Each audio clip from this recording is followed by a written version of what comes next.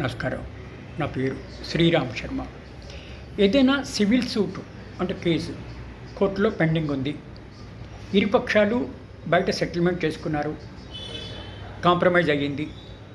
ఆ టైంలో ఏ విధంగా కాంప్రమైజ్ చేసుకోవాలి, ఏ విధంగా రికార్డ్ చేయాలి, ఏ విధంగా సివిల్ కోర్టుకి ఇన్ఫామ్ చేయాలి, ఈ విషయాన్ని గౌరవ సుప్రీంకోర్టు ఇద్దరు జడ్జిల ధర్మాసనం జస్టిస్ విక్రమ్నాథ్, జస్టిస్ ప్రశాంత్ కుమార్ మిశ్రా ఒక తీర్పులో ఈ విధంగా తెలిపారు.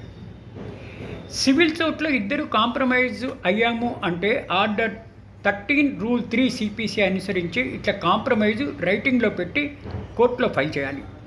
అప్పుడే ఆ కాంప్రమైజ్కి చట్టబద్ధత వస్తుంది, అది లీగల్గా వ్యాలిడ్ అవుతుంది అని సుప్రీంకోర్టు ఈ తీర్పులో ఇవ్వడం జరిగింది. కేవలం ఇరుపక్షాలు కోర్టు బయట కాంప్రమైజ్ రైటింగ్లో చేసుకుంటే సరిపోదు. ఇటువంటి కాంప్రమైజ్ కోర్టులో ఫైల్ చేయాలి, కోర్టుని నమ్మించాలి, చట్టబద్ధత ఫైల్ చేయాలి. అప్పుడే ఆ కాంప్రమైజ్కు చట్టబద్ధత వస్తుంది అని సుప్రీంకోర్టు తమ తీర్పులో చెప్పడం జరిగింది.